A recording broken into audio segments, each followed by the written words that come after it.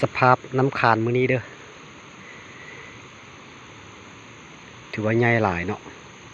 ท่วมละเริ่มท่วมเหมือนบ้านหลังนั้นละท่วมตีนบ้านละอันนี้อยู่ในกลางเมืองเด้อครัวไม้อยู่ลุมนี้ถือว่าน้ำนี่ขึ้นมาสูงสมควรละ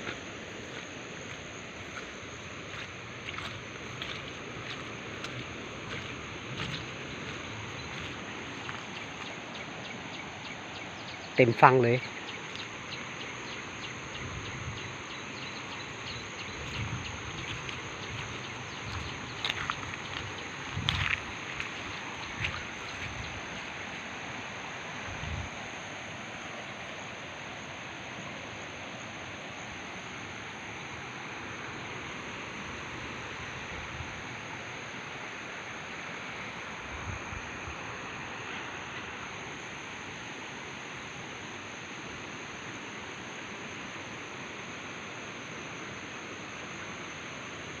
รอติดตามนำกันเบิ้ง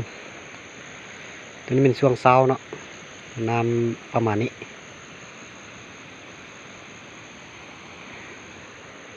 ถือว่าบ้านเมืองยังอยู่สูงนิดนึงเนาะบ้านเมืองอยู่ระดับนี้ถ้าว่าน้ำขึ้นมาอีกนี่ก็บ่แน่เนาะ